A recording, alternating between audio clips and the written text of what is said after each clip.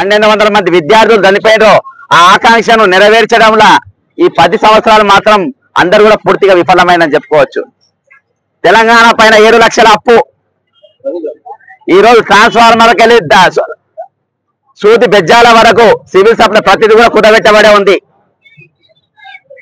నిరుద్యోగం యథావిధంగా ఉంది. 2022లో జరిగినటువంటి గ్రూప్ 1 క్వశ్చన్ పేపర్ లీకేజ్ ఈ రోజు వరకు కూడా తేలలేదు. 3,67,000 మొత్తం ప్రభుత్వ ఖాళీలు ఈ రోజు ఉంటే అసలు ఏ డిపార్ట్మెంట్ లో ఎన్ని ఖాళీలు ఉన్నా ఇవాళ వరకు రివ్యూ మీటింగ్ కూడా జరగలేదు. దీని మీద నేను దాదాపు 12 రోజుల పాటు ఆమరణ నిరాహార దీక్ష చేయడం జరిగింది.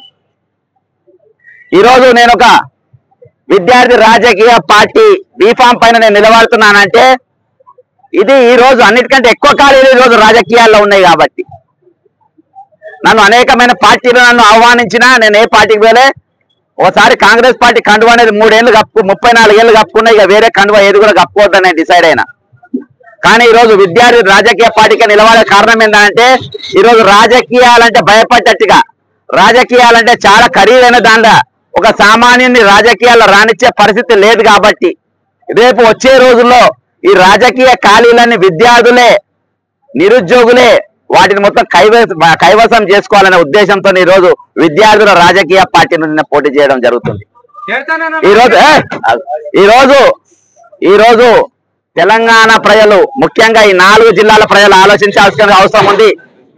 ఈ రోజు నేను గత ప్రభుత్వం మీద కానీ, ఇప్పుడున్న ప్రభుత్వం మీద కానీ, ఏ మంత్రుల మీద కానీ, ఏ అధికారుల మీద కానీ కొట్లాడే దమ్ము ధైర్యం నాకుంది. ఈరోజు చాలా మంది అనుకుంటారు ఇంతగానో కొట్లాడి ఎట్లా బతుకున్నారని.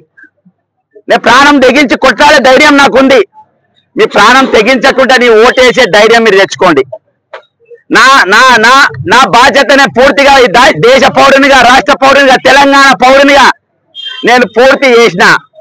తెలంగాణ ప్రజలు మీ యొక్క కనీసం మీ గ్రాడ్యుయేట్ ఓటర్లైనా మీరు ఒక పద్ధతి ప్రకారం ఆలోచించి ఒక సాహసపేతమైన నిర్ణయం తీసుకోమని అంటలేను. మీ ఓటు నిజాయితీగా నిలబడ్డ అభ్యర్థులందరికీ నిజాయితీగా రాబోయే తరానికి ఒక కామన్ మ్యాన్, ఒక యావరేజ్ లీడర్ ను గెలిపిస్తే రేపు రాబోయే తరంలో మరి విద్యార్థులకు, నిరుద్యోగులకు ఒక అవకాశం ఇచ్చిన వారిగా అవుతారు.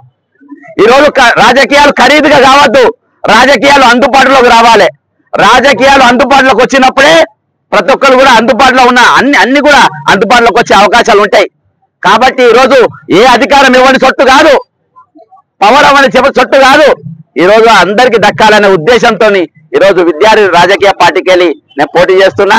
ఖచ్చితంగా తెలంగాణ ప్రజలు, తెలంగాణ పౌరులు, ముఖ్యంగా మెదక్, నిజామాబాద్, ఆదిలాబాద్ యొక్క గ్రాడ్యుయేట్స్ మరి మీరు ఆలోచించి మరి నిలబడ్డ అభ్యర్థులు అందరి గురించి ఆలోచించి మరి ఎవరైతే సరి అయిన అభ్యర్థో వారికి ఓటేయాలని కోరుకుంటూ సెలవు తీసుకుంటున్నా.